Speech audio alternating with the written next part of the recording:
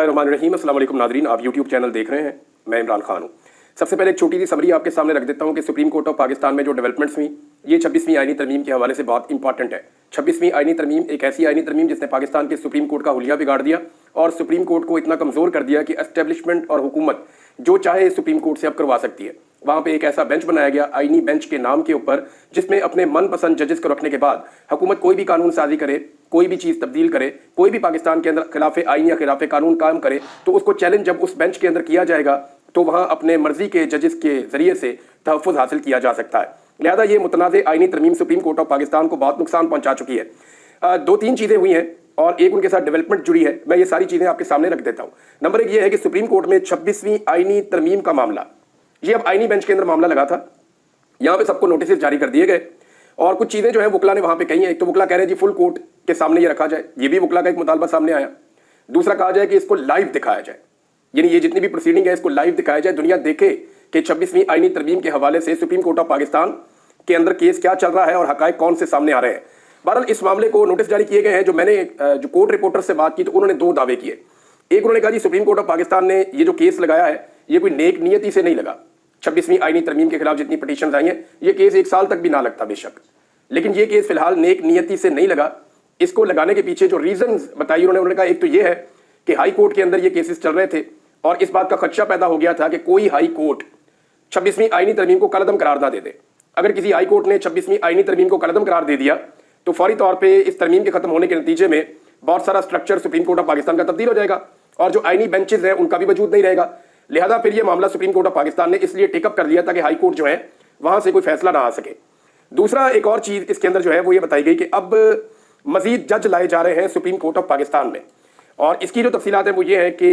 11 फरवरी को, यानी 3 हफ्ते का टाइम दिया ना, जो आईनी बेंच है उसने सुप्रीम कोर्ट में 26वीं तरमीम के हवाले से जो केस सुना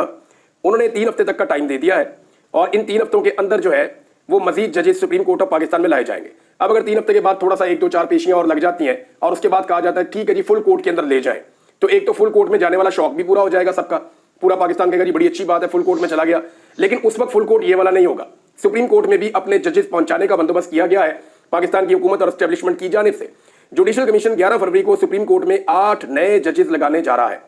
हाई कोर्ट के 5 सीनियर जजेस के नामों पर गौर होगा। ये अहमद वड़ाइद साहब ने इसको ट्वीट किया है। तमाम हाई कोर्ट से 25 नाम होंगे, 8 जजेस लगाए जाएंगे। अब उनका अंदाजा जी आमिर फारूक साहब तो डेफिनेटली चले जाएंगे, लेकिन अगर आमिर फारूक साहब चले गए ऊपर सुप्रीम कोर्ट ऑफ पाकिस्तान में तो फिर हाई कोर्ट में वो किसको बनाएंगे? Chief justice Islamabad high court का जो है वो कंट्रोल हाथ से निकल जाएगा। तो मुझे नहीं लगता कि आमिर फारूक साहब को सुप्रीम कोर्ट में भेजकर ये रिस्क लिया जाएगा और अगर लिया जाएगा तो फिर बंदोबस्त किया जाएगा कि कम से कम मोहसिन अख्तर कियानी साहब जो है वो इस्लामाबाद हाई कोर्ट के चीफ जस्टिस ना हो, क्योंकि अगर वो होंगे तो फिर कानून और इंसाफ जो है वो अपना रास्ता ढूंढना शुरू कर देगा इस्लामाबाद हाई कोर्ट में और इंसाफ मिलना शुरू होगा तो एस्टेब्लिशमेंट और हुकूमत दोनों के लिए मुश्किलात ना सिर्फ बढ़ जाएंगी बल्कि वो एक अजाब में पड़ जाएंगे लगातार। अब देखना ये है कि इसमें ये क्या करते हैं, लेकिन 8 नए जजेस आने के बाद सुप्रीम कोर्ट में जजेस की तादाद जितनी है उससे 8 और बढ़ जाएगी। इस वक्त अक्सरियती जज जो हैं वो उस मौक़िफ़ के साथ खड़े हैं जो आइन और कानून के मुताबिक है, जो 26वीं आईनी तरमीम के अगेंस्ट है। ये परसेप्शन है हर तरफ। लेकिन जब ये नए 8 जजेस आएंगे तो उन जजेस को लाया जाएगा जो फुल कोर्ट बनने की सूरत में सपोर्ट करेंगे उस मौक़िफ़ को जो हमायत करेगा हुकूमत की और एस्टेब्लिशमेंट की, जिसके नतीजे में ये आईनी बेंच भी कायम रहे और ये सारा निज़ाम ऐसे ही चलता रहे। बहरहाल खेल खेला जा रहा है। अगर कोई आदमी, यानी एक बड़ी ज़बरदस्त मिसाल है कि लड़ाई के बाद जो आपको मुक्का याद आए ना वो अपने मुंह पे मार लेना चाहिए। जो वक्त था ना डट के खड़े होने का, उस वक्त मंसूर अली शाह साहब खड़े नहीं हुए और ना बाकी जजेस खड़े हुए। उस वक्त ना ये वक्त पे इलेक्शन करवा पाए, आइन की खिलाफ वर्जी हो रही थी, इन्होंने आंखें बंद कर ली। जो जुल्म और ज्यादती हो रही थी उसके ऊपर आंखें बंद रखी, जो इनके साथी जजों के साथ किया गया उसके ऊपर आंखें बंद रखी, जो 6 जजेस का लेटर आया उसके ऊपर ये सुप्रीम कोर्ट नहीं बोली। तो ये बहुत सारी चीज़ों के ऊपर जब आप कमजोरी दिखाते हैं, जब वक्त होता है आगे बढ़ने का तब आप नहीं बढ़ते, आपको लगता है ठीक है अभी कौन सा मुझे कोई नुकसान हो रहा है। तो अब जब मामला आपके अपने घर पे आया, जब आग चलती चलती आपकी दहलीज पे आई तो आप जैसे मर्जी फैसले नहीं, यानी आज बड़ा सख्त फैसला दिया है ये 2 जज साहिबान ने दिया और ये फैसले ने सारी सिचुएशन एकदम बदल दी। मंसूर अली शाह साहब और अकील अब्बासी साहब ने, आपको याद होगा वो केस सुना था तौहीन अदालत वाला, जिसमें वो ये कह रहे थे कि हमारा जुडिशल ऑर्डर था, हमने एक हुक्म जारी किया था और उस हुक्म के मुताबिक बेंच बनाने की बजाय एक कमेटी के अंदर खामोशी से जो है वो बेंच बना दिए गए, यानी खामोशी से कमेटी के अंदर रख के जो है वो काम डाल दिया गया। तो उसमें अब हुआ क्या, ये बहुत बड़ी खबर है आज की और मैं यहाँ पे इसको खत्म करूंगा क्योंकि मैं ज्यादा इसकी कानूनी मामलात में जाता नहीं हूँ, बहुत सारी और खबरें वो भी आपको देनी है, लेकिन जो इसका रिव्यू है वो जरूरी है आपको पता हो। इन्होंने किया ये दोनों जज साहिबान ने, इन्होंने बताया जी कि जस्टिस याह्या अफरीदी और अमीनुद्दीन खान साहब की एक कमेटी है वो भी, और अमीनुद्दीन खान साहब और जमाल मंदोखेल साहब और मोहम्मद अली मदर साहब یہ 3 جج صاحبان کی ایک اور کمیٹی ہے جس کو کہتے ہیں وہ آئینی بینچ کی جو کمیٹی ہے. تو ان 2 کمیٹیوں کے حوالے سے انہوں نے کہا جی کہ انہوں نے غلط کیا, ہمارا جو جوڈیشل آرڈر تھا اس کو انتظامی فیصلے سے بدلنے کی کوشش کی, ہم نے جو کیس جہاں پہ لگانے کا کہا وہ کیس وہاں پہ نہیں لگایا گیا, لہٰذا اب انہوں نے کہا کہ ہم چیف جسٹس آف پاکستان کو کہتے ہیں کہ ان افراد کے خلاف, یعنی وہ کہتے ہیں اگر ہم چاہتے تو ان کے خلاف شو کاز نوٹس جاری کر سکتے تھے لیکن ہم نہیں کر رہے, تو یہ بھی ایک طرح کی کمزوری شو کی ہے. بھائی کر سکتے تھے تو کر دیتے, جو آئین اور قانون کہہ رہا ہے آپ نے اس کے مطابق چلنا ہے یا نظریہ ضرورت کے مطابق چلنا ہے. بہرحال وہ کہہ رہے ہیں مگر چیف جسٹس کو انہوں نے یہ کہہ دیا کہ ان ججز کے حوالے سے جو ہے وہ فل کورٹ بنایا جائے, اور فل کورٹ بنانا چیف جسٹس کا اختیار ہے. اب معاملہ یہ ہے کہ کیا چیف جسٹس اپنے ہی خلاف فل کورٹ بنائیں گے یا اپنی ہی آئینی عدالت کے خلاف فل کورٹ بنائیں گے. تو 26ویں آئینی ترمیم کا مسئلہ جو ہے وہ ابھی تک پھنسا ہوا ہے, اور سپریم کورٹ آف پاکستان میں ایک دنگل چل رہا ہے. یعنی پاکستان کا کوئی ادارہ بھی سیٹ نہیں رہنے دیا, سارا ہی کنٹروورشل کر دیا انہوں نے. یعنی یہ جتنا بھی پاکستان کے اندر رجیم چینج آپریشن کے بعد کھیل کھیلا گیا, پولیس کنٹروورشل فارغ, عدلیہ کنٹروورشل فارغ, میڈیا کے اندر لڑائیاں, میڈیا بھی فارغ, کوئی کریڈیبلٹی نہیں. پاکستان کی جو ملٹری اسٹیبلشمنٹ ہے جو بڑے لمبے عرصے سے ان کی بڑی پاپولیرٹی تھی وہ بھی فارغ. پاکستان کے سیاستدان سارے کے سارے ڈسکریڈٹ, کریڈٹ صرف ایک آدمی کے پاس ہے جو جیل میں بیٹھا ہوا ہے, قیدی نمبر 804, باقی سارے فارغ ہو گئے. اب سب لوگ اس کے اوپر جھلا رہے ہیں, کوئی چلا رہے ہیں. یعنی اس کے اوپر جسٹس جمال مندوکیل صاحب نے کہا کہ توہین کا مرتکب قرار دیا گیا, اب کمیٹی اجلاس میں نہیں جاؤں گا. تو معاملہ یہ ہے کہ کمیٹی کا انتظامی فیصلہ ہوتا ہے, آپ عدالتی فیصلے کو بدل کیسے سکتے ہیں کمیٹی کے اندر بیٹھ کے, یہ بات جج صاحبان نے اٹھائی ہے. بہرحال نئے ججز کی تعیناتی ہوگی اور جوڈیشل کمیشن کا اجلاس بلا لیا گیا ہے. حکومت اپنی اکثریت سے فیصلہ کرے گی کہ کس بندے کو اب جج بنانا ہے. جب وہ اپنے نئے ججز لے کر آئیں گے تو سپریم کورٹ میں اکثریتی جج حکومت کی مرضی کے ہو جائیں گے, پھر جب مرضی فل کورٹ بنے گا, حکومت جو چاہے گی ویسے فیصلے ہوں گے. لیکن ایسا ہوتا نہیں ہے. انہوں نے آج تک جو بھی کیا ہے نا وہ الٹا ہو گیا, اور ابھی وہ کہتے ہیں نا ہنود دلی دورست, ابھی بڑا ٹائم پڑا ہے اور بڑی چیزیں پڑی ہیں. آپ دیکھتے جائیں تماشا, یہ جو گڑھے کھود رہے ہیں ان کے اندر ایک وقت آئے گا یہ سارے خود ہی گریں گے. ایک اور چیز ناظرین آپ کو بتاتا ہوں, محسن نقوی کے دورے کے اوپر کیونکہ لگاتار بات ہوتی رہتی ہے تو یہاں ایک ڈیولپمنٹ اور آئی ہے. محسن نقوی صاحب نے کوئی ملاقات فرمائی امریکہ میں, یہ ان کی آخری ملاقات ہے غالباً, اور اس کے اوپر جناب سوشل میڈیا کے اوپر اور میڈیا کے اوپر بڑے بغلے بجائی گئیں کہ جی پاکستان کے ساتھ تعلقات میں بڑی گرمجوشی آئی ہے اس ملاقات سے اور بڑا زبردست کام ہوا ہے. تو یہ ملاقات محسن نقوی نے کی, امریکہ میں تازہ ترین ملاقات ہے. کانگریس کے فائنانس کمیٹی کے ممبر الیگزینڈر گرین سے ان کی یہ ملاقات ہوئی ہے. میں نے پھر یہ الیگزینڈر گرین صاحب کو میں نے ریسرچ کیا کہ ان کا حکومت میں کیا کردار ہے, یہ کہاں پہ ہیں, ان کا کیا کریکٹر ہے. تو یہ بڑے لو پروفائل میں رہتے ہیں لیکن اچھے پڑھے لکھے آدمی ہیں, اور ان کی کافی اپنے ملک کے حوالے سے, امریکہ کے حوالے سے ان کی بڑی کنٹریبیوشن ہے کچھ چیزوں میں. لیکن یہ الیگزینڈر گرین صاحب جو ہے یہ اپوزیشن کے بندے ہیں, یعنی یہ ان کے پاس کوئی اختیار نہیں ہے. اب یہ ریپبلکنس کے اندر نہیں ہے. اس وقت ڈونلڈ ٹرمپ کی پارٹی کی حکومت ہے, وہ ریپبلکنس میں ہے. وہاں پہ جو ہے وہ کافی شرمندگی ہوئی کہ حکومت نے گھاس نہیں ڈالی محسن نقوی صاحب کو. تو اب جناب ڈیموکریٹ کے بندے سے مل کے جو ہے وہ کاروائی ڈالی جا رہی ہے کہ وہاں ملاقات ہو گئی. یہاں پہ ان کو یہ بتانا چاہیے تھا, حکومت کو یہ بھی بتانا چاہیے تھا محسن نقوی کے میڈیا کو کہ جناب یہ بندہ جو ہے وہ اپوزیشن پارٹی کا ہے, ڈیموکریٹس کا ہے, یہ اقتدار میں اب نہیں ہے. 4 سال تک ان کا اقتدار رہا ہے, 4 سال تک ہم نے ان کی چھپڑ چھایا کے نیچے رہ کر پاکستان میں انسانی حقوق کی دھجیاں اڑائی ہیں, اور اب یہ ہماری مدد نہیں کر سکتے, لیکن ہمارے ان کے ساتھ اچھے تعلقات ہیں. تو وہاں سے نکلتے ہوئے انہوں نے پھر ڈیموکریٹس کے ساتھ بھی جب پتہ چل گیا کہ یار جو بائیڈن ہی آج بھی کام آ سکتا ہے, ڈونلڈ ٹرمپ اور اس کے بندے تو کام نہیں آ رہے, تو اس کے بعد پھر آخری ویڈیو یہ جاری کی گئی ہے اور تصاویر یہ جاری کی گئی ہیں. انہیں آپ دیکھ لیں, ایک جگہ پہ ان کی ملاقات ہوئی ہے, راؤنڈ ٹیبل, ان کے ساتھ بیٹھ کے انہوں نے گپ شپ لگائی ہے. بہرحال اپوزیشن کے ساتھ مل کر تو کوئی فائدہ نہیں ہوگا, ان کو حکومت کے ساتھ کرنا چاہیے تھا. علی امین گنڈا پور کی ملاقات ہوئی ہے عمران خان صاحب سے جیل کے اندر, اور یہ ملاقات کچھ پروٹوکولز کے ساتھ ہوئی ہے. اس ملاقات کے بارے میں جو چیزیں رپورٹ ہوئی ہیں ایکسپریس نیوز پہ بھی, باقی میڈیا پہ بھی, میں آپ کے سامنے رکھ دیتا ہوں. یہ غیر معمولی ملاقات ہے, ڈفرنٹ چیزوں کے اوپر بات ہوئی ہے, لیکن آج پہلی مرتبہ ایسا ہوا کہ کسی نے کلیم نہیں کیا کہ یہ بات ہوئی, وہ بات ہوئی, ایسے ہوا ویسے ہوا. جناب گیٹ نمبر 5 کھول دیا گیا پورے پروٹوکول کے ساتھ, بغیر روک ٹوک کے علی امین گنڈا پور کی گاڑیاں اندر چلی گئیں, اندر جانے کی پوری اجازت ان کو ملی. جیل سیل کے اندر ملاقات نہیں ہوئی ہے, کسی ایسی چھوٹی جگہ پہ ملاقات نہیں ہوئی, بلکہ جیل کے اندر بھی علی امین گنڈا پور صاحب کو عمران خان صاحب سے کانفرنس روم میں عمران خان صاحب کو منتقل کیا گیا اور وہاں پہ ایک ملاقات کروائی گئی. یہ چیزیں جو رپورٹ ہوئی ہیں, تو جیل کا موسم بدل رہا ہے کیونکہ حالات پہلے جیسے نہیں ہیں, جو بائیڈن کا ہاتھ بھی سر پہ نہیں ہے, اور عمران خان صاحب کا یہ بھی ان کو سمجھ آ گئی ہے کہ آپ ڈنڈے کے زور کے اوپر, طاقت کے زور کے اوپر, بروٹ میجورٹی کے ساتھ یا ڈنڈے والی جمہوریت کے ساتھ آپ عمران خان صاحب کو دبا نہیں سکتے. انہیں آپ پیار سے ہی قائل کر سکتے ہیں, اور عمران خان صاحب سے آپ پاکستان کی خاطر کوئی چیز مانگیں تو شاید آپ کو مل جائے, لیکن اگر آپ اس کی ذات کے اوپر دباؤ ڈال کر اس کو پریشر میں لے کے آپ کو چیز حاصل کرنے کی کوشش کریں گے, وہ بھی کوشش ساتھ ساتھ کی جا رہی ہے. کبھی عدت والا کیس کھول لیتے ہیں, کبھی مزید کیسز کھول لیتے ہیں, لیکن دونوں چیزیں سیم ٹائم میں کی جا رہی ہیں. ایک طرف عمران خان صاحب پہ دباؤ ڈالنے کے لیے چیزیں کی جا رہی ہیں, دوسری طرف ان کو تھوڑا سا ماحول بھی دیا جا رہا ہے. بہرحال گنڈا پور صاحب کے ساتھ کیا ملاقات ہوئی یہ آپ کو میں بعد میں بتاؤں گا, لیکن میرے پاس کچھ انفارمیشن پارٹی کے حوالے سے پہنچی ہے. ایک تو بشرا بی بی صاحبہ جب گرفتار ہوئی 17 تاریخ کو اور انہیں اڈیالہ جیل سے گرفتار کیا گیا, اس کے بعد ان کی عمران خان صاحب سے 2 مرتبہ ملاقات ہوئی ہے. اچھا, ان ملاقاتوں میں بشرا بی بی نے عمران خان صاحب کو بہت ساری چیزوں سے آگاہ کیا ہے, اور عمران خان صاحب کو جب آگاہی ملی بہت ساری چیزوں کے بارے میں تو انہوں نے پھر کچھ تبدیلیاں وہ پارٹی کے اندر لے کر آئے، کچھ انہوں نے اہم فیصلے کیے ہیں پارٹی کے ساتھ مشاورت کر کے۔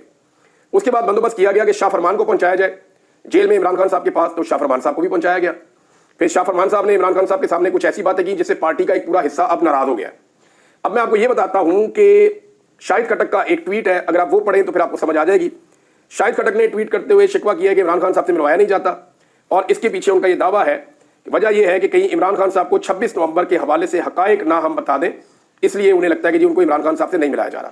یہ شاہد خٹک صاحب کہہ رہے ہیں، لیکن ان کا ٹویٹ میں آپ کو پڑھ کے سناتا ہوں، پھر آپ کو بتاتا ہوں ایکچولی پارٹی کے اندر چل کیا رہا ہے۔ پچھلے 1 سال سے زائد کا عرصہ ہو گیا اپنے لیڈر عمران خان سے ملاقات کرنا چاہ رہا ہوں، لیکن ملنے نہیں دیا جا رہا۔ آخر کیوں نہیں ملنے دیا جا رہا؟ کیا یہ خوف ہے کہ عمران خان کو 26 نومبر کے حوالے سے سچ بتایا جائے گا، تمام کرداروں کے متعلق بتایا جائے گا؟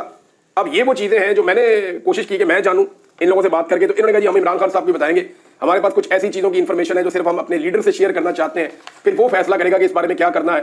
ہم یہ چیزیں صرف عمران خان تک پہنچانا چاہتے ہیں۔ معاملہ یہ ہے کہ عمران خان صاحب تک ان کو پہنچنے نہیں دیا جا رہا، شاہد خٹک کی عمران خان صاحب سے ملاقات کروائی نہیں جا رہی،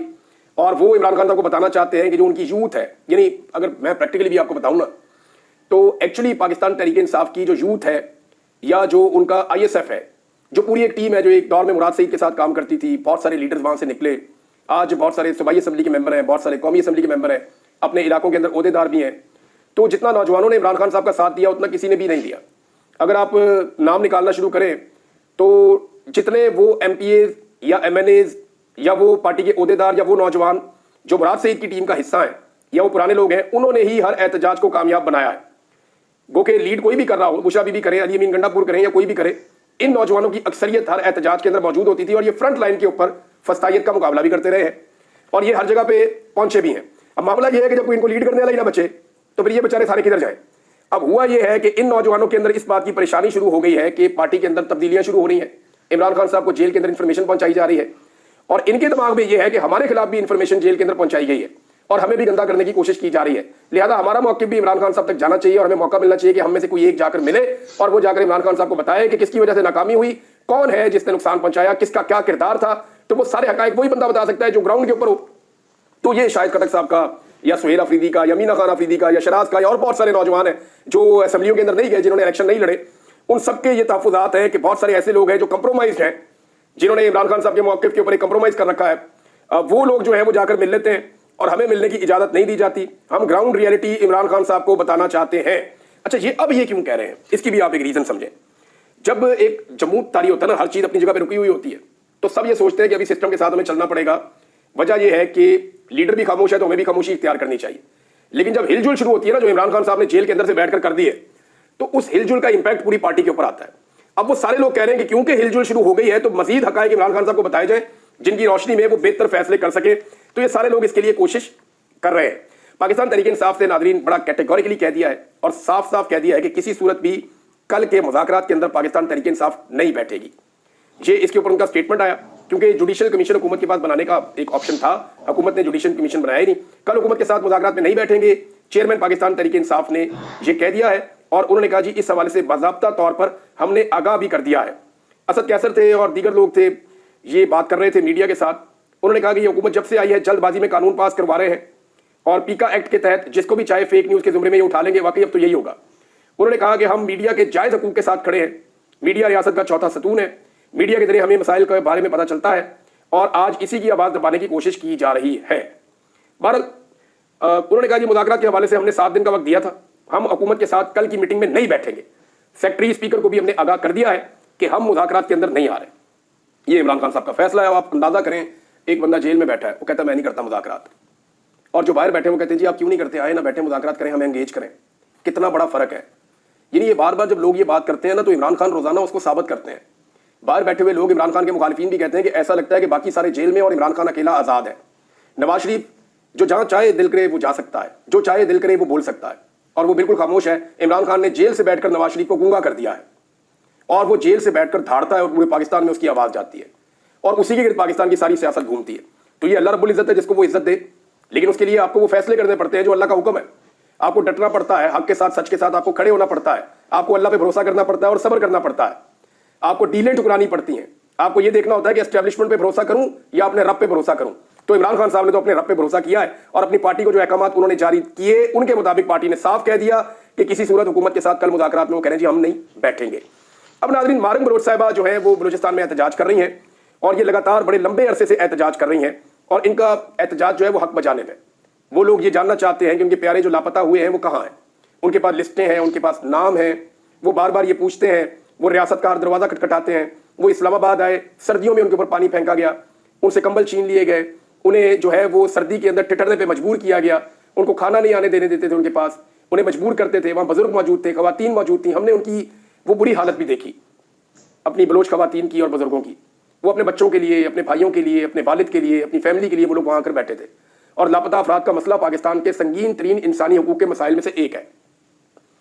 پاکستان میں اگر انسانی حقوق کا کوئی سب سے بڑا مسئلہ ہے، سب سے بڑی وائلیشن ہو رہی ہے، تو وہ پاکستان کی انٹیلیجنس ایجنسیاں جو انسانوں کو لاپتہ کر رہی ہیں، خصوصاً بلوچوں کو، کشمیریوں کو، اب پنجاب کے اندر بھی بے شمار لوگوں کو کیا ہے، میں اس کا وکٹم رہا ہوں، قبائلی علاقوں سے پشتونوں کو جو لاپتہ کیا جاتا ہے، یہ بہت بڑا ظلم ہے، اس کو فوراً روکنا چاہیے۔